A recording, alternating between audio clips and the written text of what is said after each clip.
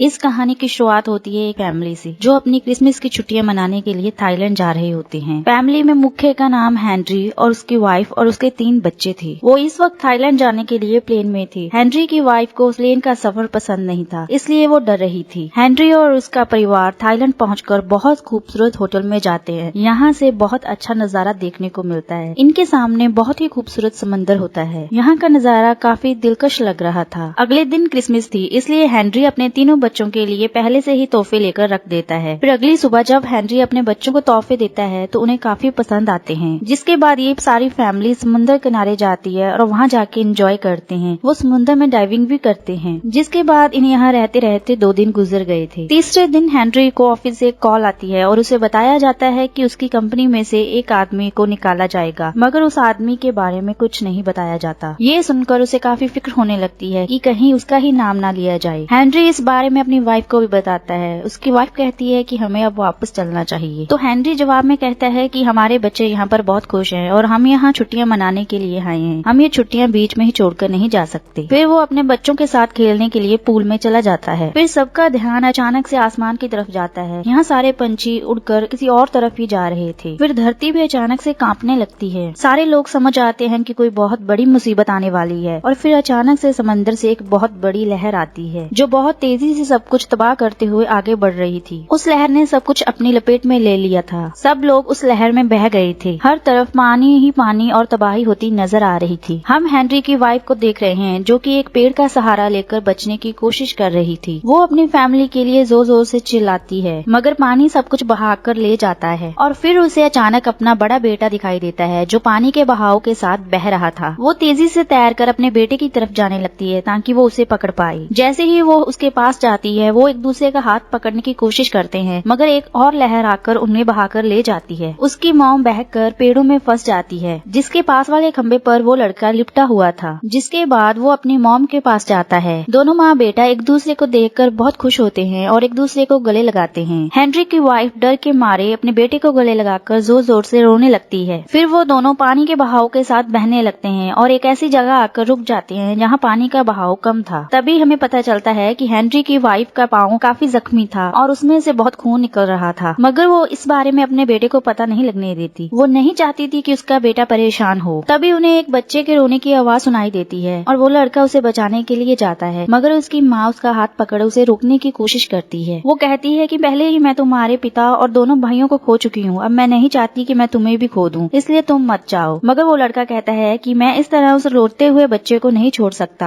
आप चिंता मत कीजिए, मैं उस बच्चे को बचाकर ले आऊंगा। वो कितना छोटा बच्चा है और मुझे बहुत तरस आ रहा है उस पर। हमें उस बच्चे की मदद करनी चाहिए। इसके बाद वो लड़का उस बच्चे को बचा लेता है जो झाड़ियों के नीचे दबा पड़ा था। उसे अपनी पीठ पर बिठाकर वो वहाँ से जाने लगते हैं। वो उस छोटे से बच्चे को एक पेड़ पर चढ़ा देता है और खुद भी वहाँ चढ़ जाता है और फिर अपनी मॉम को वहाँ चढ़ाने की कोशिश करता है, मगर पाँव की चोट की वजह से वो ऊपर नहीं चढ़ पा रही थी। अब ये तीनों पेड़ पर बैठकर रेस्क्यू टीम के आने का इंतजार करते हैं ताकि इन्हें कोई न कोई आकर बचा ले। अब हमें आसपास का नजारा दिखाई देता है जो कि बहुत ही भयानक था। लहरों की वजह से आसपास तबाही मच चुकी थी। कुछ देर के बाद पास वाले गाँव के लोग आ जाते हैं जो इन लोगों को देख लेते हैं और इन्हें बचाने के लिए वहाँ से ले जाते हैं। हेनरी की वाइफ काफी जख्मी थी तो ये लोग उन्हें गाड़ी में डालकर वहाँ से ले जाते हैं। जब ये लोग हॉस्पिटल पहुँचते हैं तो दिखाया जाता है कि वहाँ और भी बहुत सारे लोग हैं जो इस तूफान की वजह से जख्मी थे। यहाँ पर पैर रखने की जगह भी नहीं है। पूरा हॉस्पिटल जख्मियों से भरा हुआ है और टीवी पर भी बस सुनामी की खबरें ही दिखाई जा रही थी। हेनरी की वाइफ अपनी चोट की वजह से काफी तकलीफ में थी, इसलिए वो अपने बेटे को कहती है कि बेटा मुझे दर्द की दवाई ढूंढ कर दो। तो हेनरी का बेटा स्टोर में दर्द की दवाई ढूंढता है तो है, मगर उससे कुछ भी पता नहीं चलता। इतने में डॉक्टर वहाँ आकर हेनरी की वाइफ को दर्द का इंजेक्शन लगा देता है और फिर उसकी चोट साफ करके मरहम पट्टी करता है। इसके बाद उसे वार्ड में शिफ्ट कर दिया जाता है, मगर अभी भी हेनरी की वाइफ की तबीयत ठीक नहीं होती। तभी उसे अचानक से उल्टी होने लगती है क्योंकि सुनामी की वजह से वो वहाँ पानी में डूब गई थी तो उसके अंदर गंदा पानी चला गया था। तभी वहाँ एक आदमी आता है जो कि बहुत परेशान दिखाई देता है। वो अपने परिवार को ढूंढ रहा होता है। हेनरी की वाइफ अपने बेटे से कहती है कि बेटा तुम्हें उस व्यक्ति की मदद करनी चाहिए। वो आदमी अपनी फैमिली की तस्वीर दिखाकर उस लड़के से पूछता है कि यहाँ तुमने क्या मेरी फैमिली को देखा है। तभी उस लड़के को एहसास होता है कि मेरे साथ साथ यहाँ और भी लोगों की फैमिली बिछड़ गई है। वो लड़का फैसला करता है कि जितने भी यहाँ पर लोग हैं जिनकी फैमिलीज उन्हें मिल नहीं रही, मैं उन सब की मदद करूंगा। इसके बाद वो जाकर सबसे उनका नाम और उनके शहर का नाम पूछकर लिख लेता है। यहाँ पर उस लड़के को एक और बच्चा बच्चा मिलता है जो कि बहुत जख्मी था। वो भी अकेला ही था, वो अपनी फैमिली से बिछड़ चुका था। ये बच्चा उसी आदमी का था जो सबसे पहले उस लड़के से मदद मांगने के लिए आया था और तभी वो उसे अपने पिता से मिलवा देता है और वो दोनों आपस में मिलकर बहुत खुश थे और गले लगकर रो रहे थे। इन दोनों को आपस में मिलता देखकर उस लड़के को भी अपने पिता की याद आने लगती है। इसके बाद वो वहाँ जाता है जहाँ उसकी मॉम को रखा गया था। तब वो यहाँ आकर देखता है कि वहाँ उसकी मॉम नहीं है बल्कि उसकी जगह कोई और मरीज लेटी हुई थी। वो ये देखकर घबरा जाता है और जोर जोर से चिल्लाने लगता है। उसे इस तरह से रोता हुआ देखकर एक नर्स उसके पास आती है। तब वो लड़का उसे बताता है कि उसकी मॉम पहले यहाँ थी और अब वो वहाँ नहीं है। इसके बाद नर्स उसे एक दूसरे वार्ड में लेकर जाती है। यहाँ पर और भी बहुत सारे बच्चे थे और ये सारे बच्चे वही थे जिनके माँ बाप मिल नहीं रहे थे। नर्स उस लड़के से पूछती है कि क्या तुम अपने किसी फैमिली मेंबर का नाम और नंबर बता सकते हो जिससे राब्ता कर हम उसे यहाँ बुला सके। तो वो लड़का कहता है कि हाँ, मुझे मेरे दादाजी का नाम पता है मगर मैं उनका नंबर भूल चुका हूँ। इसके बाद नर्स उसकी शर्ट पर एक स्टिकर लगाकर चली जाती है। ये वही स्टिकर था जो बाकी बच्चों की शर्ट्स पर भी लगा हुआ था। अपनी माँ के खोने से वो लड़का बहुत परेशान था और बहुत रो रहा था। उसे लगता था कि उसकी माँ शायद मर गई है जिसकी वजह से वो उसे मिल नहीं रही और हो सकता है कि लोगों ने उसे दफना दिया हो। अब सीन शिफ्ट होता है और हम उस होटल का सीन देखते हैं। यहाँ पर सुनामी से बहुत तबाही मच गई थी मगर हम वहाँ हेनरी को देखते हैं जो कि मरा नहीं था, जिंदा था। हेनरी सुनामी की वजह से काफी जख्मी हो चुका था और वो जोर जोर से चिल्लाकर अपनी फैमिली को ढूंढ रहा था मगर उसे आसपास कोई भी नहीं मिलता। दूसरी तरफ हेलीकॉप्टर्स रेस्क्यू टीम के साथ वहाँ आ जाते हैं जो लोगों को वहाँ से निकालकर लेकर जाना चाहते हैं मगर हेनरी उनके साथ नहीं जाना चाहता क्योंकि वो अपनी फैमिली को ढूंढना चाहता था। अपनी फैमिली को ढूंढते हुए वो होटल के उस कमरे में जाता है। यहाँ वो रुका हुआ था। वो काफी जख्मी था इसलिए वो लेटते हुए नीचे गिर जाता है। वो लेटे लेटे दुखी मन से अपनी फैमिली को फिर से आवाज लगाता है। यहाँ टूटी हुई छत से उसके दोनों बच्चे ऊपर से उसे देख रहे थे जो अभी भी जिंदा थे और अब ये तीनों बाप बेटे एक दूसरे को मिल जाते हैं। वो दोनों बच्चे अपने पिता के पास आ जाते हैं और हेनरी उन्हें कहता है कि बच्चों, तुम इस हेलीकॉप्टर के साथ चले जाओ, मैं तुम्हारे भाई और माँ को लेकर बाद में आ जाऊंगा। मगर हेनरी का छोटा बेटा ये कहता है कि हमें आपके साथ ही जाना है, हम ऐसे अकेले नहीं जाएंगे। फिर हेनरी उन्हें समझाता है और यहाँ से भेज देता है। इसके बाद हेनरी अपनी वाइफ और बेटे को ढूंढना शुरू कर देता है। हेनरी को उन्हें ढूंढते ढूंढते रात हो गई थी मगर अभी तक उनका कोई पता नहीं चल पा रहा था। हेनरी काफी जख्मी भी था। रास्ते में जाते हुए हेनरी के सामने एक गाड़ी आ जाती है और जब वो लोग देखते हैं कि वो काफी जख्मी है तो वो उसे एक कैंप में ले जाते हैं। यहाँ जख्मी लोगों का इलाज किया जा रहा था। वहाँ उसे एक आदमी मिलता है जो उसी की तरह अपनी फैमिली को ढूंढ रहा था। वो हेनरी को बताता है कि उसकी सारी फैमिली उस होटल में गई हुई थी जहाँ सुनामी आई थी और वो वहाँ नहीं गया था, वो होटल में ही रुका था। और वो ये भी बताता है कि उसके बाद उसकी फैमिली उसे नहीं मिली। यहाँ हेनरी भी उसे बताता है कि मेरी वाइफ और बेटा भी लापता है, मैं भी उन्हें ही ढूंढ रहा हूँ और मुझे तो ये भी नहीं पता कि वो जिंदा है भी या नहीं। यहाँ पर सारे लोग वही थे जिनकी फैमिली उन्हें मिल नहीं रही थी। सुनामी बहुत खतरनाक थी जिसकी वजह से किसी को भी ये नहीं पता था कि उसके परिवार के लोग जिंदा है भी या नहीं, इसलिए सब मायूस थे और उदासी वाले चेहरे के साथ वहाँ बैठे हुए थे। उनके चेहरे से दर्द हमें साफ नजर आ रहा था। हेनरी के सामने बैठा हुआ वो लड़का कहता है कि मेरे पास फोन भी है और मैंने इसकी बैटरी बचा कर रखी हुई है ताकि अगर मेरी फैमिली जिंदा हो तो वो मुझे कॉल कर सके। हेनरी उससे फोन लेकर अपने पिता को लगाता है और उन्हें बताता है कि सुनामी में उसकी पत्नी और बेटा खो गए हैं, वो उन्हें ढूंढने जा रहा है और 2 बच्चे तो मिल गए हैं जो कि टीम के साथ हैं, मैं उन्हें ढूंढकर जरूर लाऊंगा। वो अपने पिता से बात करते करते जज्बाती हो जाता है और फूट फूट कर रोने लगता है। कुछ वक्त के बाद हेनरी उस आदमी के साथ निकल जाता है अपनी पत्नी और बेटे को ढूंढने के लिए ताकि वो दोनों अपनी फैमिलीज को ढूंढ सकें। अगले सीन में हम हेनरी के बेटे को देखते हैं। यहाँ नर्स उसके पास आती है और उसे कुछ सामान दिखाती है और उससे पूछती है कि क्या तुम इस सामान को पहचानते हो। और जब वो उस सामान को देखता है तो वो सामान उसकी माँ का नहीं होता और ना ही उसकी फैमिली में से किसी का होता है। इसके बाद उसे एक कमरे में ले जाया जाता है। यहाँ पर उसकी मॉम थी जो मरी नहीं थी बल्कि अभी भी जिंदा थी। वो अपनी मॉम को देखकर खुश होता है और उसे तसल्ली होती है और वो उसे गले लगा लेता है मगर उसकी मॉम की हालत ठीक नहीं और पहले से भी बदतर थी। इसके बाद वो लड़का अपनी माँ के पास बैठ जाता है और उनसे कहता है कि वो उनसे वादा करे कि वो उन्हें कभी भी छोड़कर नहीं जाएगी। और अब नर्स उसे बताती है कि तुम्हारी माँ को सर्जरी की जरूरत थी इसलिए हम उसे वहाँ से निकाल कर यहाँ ले आए और गलती से रिपोर्ट तब्दील हो गई इसलिए हम तुम्हारी माँ के बारे में तुम्हें कुछ भी नहीं बता पाए और अब तुम्हारी मॉम को सर्जरी की जरूरत है। इसके बाद वो शायद बिल्कुल ठीक हो जाएंगी। दूसरी तरफ हेनरी और उसके साथ वाला आदमी अपनी अपनी फैमिलीज को ढूंढ रहे होते हैं। वो हर जगह जाकर उन्हें तलाश करते हैं। वो एक एक करके हर हॉस्पिटल और हर कैंप में जाते हैं। यहाँ लोगों को रखा गया था मगर कहीं भी इन्हें अपनी अपनी फैमिलीज नहीं मिलती और अब हेनरी वहाँ पहुँच ही जाता है जहाँ उसकी वाइफ और बेटा थे। तभी हेनरी की वाइफ अपने बेटे से कहती है कि बेटा मुझे प्यास लग रही है, मुझे पानी ला कर दो। वो लड़का अपनी मॉम के लिए पानी लेने के लिए बाहर निकल पड़ता है, जहाँ बाहर उसके डैड भी थे। अब ये बाप बेटा दोनों एक दूसरे के आसपास ही थे, मगर बदकिस्मती से ये एक दूसरे को देख नहीं पाते। इसके बाद हेनरी वहाँ भी आता है जहाँ उसकी वाइफ है। उसकी वाइफ हेनरी को महसूस करती है, मगर हेनरी को कुछ भी पता नहीं चलता, क्योंकि वो पर्दे के पीछे थी, इसलिए हेनरी उसे देख ही नहीं पाता। बहुत ढूंढने के बाद उसे लगता है कि उसकी फैमिली यहाँ नहीं है और वो वहाँ से जाने लगता है। इतने में हेनरी का बेटा वहाँ से पानी ले रहा था और पीछे से देखकर हेनरी को पहचान लेता है। उन्हें देखकर वो फौरन भागने लगता है उनके पास जाने के लिए, मगर तब तक उसके डैड वहाँ भीड़ में खो जाते हैं। दरअसल यहाँ बहुत सारे लोग थे। अब हेनरी अपने पिता को ढूंढने लगता है, मगर वो उसे कहीं नहीं मिल रहे थे। तभी इतने में यहाँ एक ट्रक भी आ जाता है जिसमें बहुत सारे बच्चे थे, जिन्हें वहाँ से बचाकर ले जाया जा रहा था। उन बच्चों में हेनरी के 2 बेटे भी थे। वो लड़का इस ट्रक के पीछे से गुजर जाता है, मगर उसे जरा सी भी भनक नहीं होती कि उस ट्रक में उसके दोनों भाई हैं। इसके बाद हेनरी भी अपने ट्रक में बैठ जाता है। उसके इतना ढूंढने पर भी उसे उसके डैड नहीं मिल रहे थे, तो वो थक हार कर जोर से चिल्लाकर अपने डैड को आवाज देता है और ये आवाज उसके दोनों भाई सुन लेते हैं। वो दोनों अपने भाई को देख लेते हैं और ट्रक से उतरकर भागकर अपने भाई के पास आ जाते हैं। तीनों भाई एक दूसरे से मिलकर बहुत खुश होते हैं और इतने में सामने से हेनरी आ रहा था। वो सब एक दूसरे से मिलकर बहुत रोने लगते हैं। यहाँ पर वो आदमी जो हेनरी के साथ था और उसकी और अपनी फैमिली को ढूंढ रहा था, वो ट्रक ड्राइवर से कहता है कि अब हमें चलना चाहिए, क्योंकि हेनरी को उसकी फैमिली मिल चुकी है। अब इसके बाद वो लोग हेनरी की वाइफ के पास जाते हैं, जिसकी हालत काफी खराब थी। वो अपने हस्बैंड से मिलती है और उन्हें बताती है कि उसकी हालत बहुत खराब है और अब वो शायद ही ना बच पाए। तब हेनरी उसे तसल्ली देता है और कहता है कि तुम हिम्मत मत हारो, तुम ठीक हो जाओगी और हम साथ में ही घर चलेंगे। अब इसके बाद हेनरी की पत्नी को सर्जरी के लिए ले जाया जाता है। वहाँ एक और औरत भी थी जिसकी अभी अभी सर्जरी हुई थी। वो उनसे कहती है कि मैं अब पूरी तरह से ठीक हूँ, मैंने अपनी ताकत का एक आखिरी बार इस्तेमाल किया ताकि मैं अपनी फैमिली को ढूंढ सकूं, और आप भी हिम्मत मत हारना, सर्जरी ठीक से हो जाएगी और आप ठीक होकर अपने घर चली जाओगी। कुछ देर के बाद उसकी सर्जरी शुरू हो जाती है, जिस दौरान उसे अभी भी वही वक्त याद आ रहा था जब सुनामी आई थी और सब कुछ तबाह कर चली गई थी, और वो सोच रही थी कि वो इतनी तबाही में कुछ भी नहीं कर पाई। जहाँ एक तरफ हेनरी की पत्नी की सर्जरी हो रही थी, वहीं दूसरी तरफ वो सब उनके लिए दुआ कर रहे थे। फिर पूरी रात ऐसे ही बीत जाती है और अगले दिन हेनरी अपने बच्चों के पास आकर उन्हें बताता है कि तुम्हारी माँ अब बिल्कुल ठीक हैं, उनकी सर्जरी कामयाब रही और अब हम बहुत जल्द अपने घर वापस चले जाएंगे। और अगली सुबह यहाँ एक आदमी आता है जो इस पूरी फैमिली को अपने साथ वापस ले जाने आया था। वो लोग प्लेन में बैठ जाते हैं और तभी वो लड़का अपनी मॉम के पास आता है और वो अपनी माँ से कहता है कि मेरी प्यारी मॉम, मैं हमेशा आपके साथ रहूंगा और हम कभी भी अलग नहीं होंगे। और वो अपनी मॉम से कहता है कि मॉम, क्या आपको याद है वो बच्चा जिसे हमने सबसे पहले बचाया था, उसे भी अब उसकी फैमिली मिल चुकी है। ये सुनकर उसकी माँ बहुत खुश होती है। वो ये सोचती है कि मेरा बेटा बहुत अच्छा और बहादुर है, मगर वो कहती है कि मुझे अब भी यकीन नहीं आ रहा कि हम सब मिल गए हैं। ये कहकर वो अपने बेटे को गले से लगा लेती है और जज्बाती होकर रोने लगती है। फिर हम प्लेन से बाहर का नजारा देखते हैं, जहाँ बहुत तबाही मची हुई थी और सब कुछ तहस नहस हो गया था। यहाँ हेनरी दूसरी तरफ उस आदमी के लिए प्रार्थना करता है कि उससे भी उसकी फैमिली मिल जाए, जिसने उसे उसकी फैमिली ढूंढने में हेल्प की। ये फिल्म एक असल कहानी पर आधारित है। यहाँ 2004 में बहुत बड़ी सुनामी आई थी, जिसमें तकरीबन 3 लाख फैमिलीज तबाह हो गई थी। अगर आपको ये वीडियो पसंद आई हो तो हमारे चैनल को सब्सक्राइब और लाइक करना मत भूलिएगा और इस वीडियो को आगे जरूर शेयर कीजिएगा।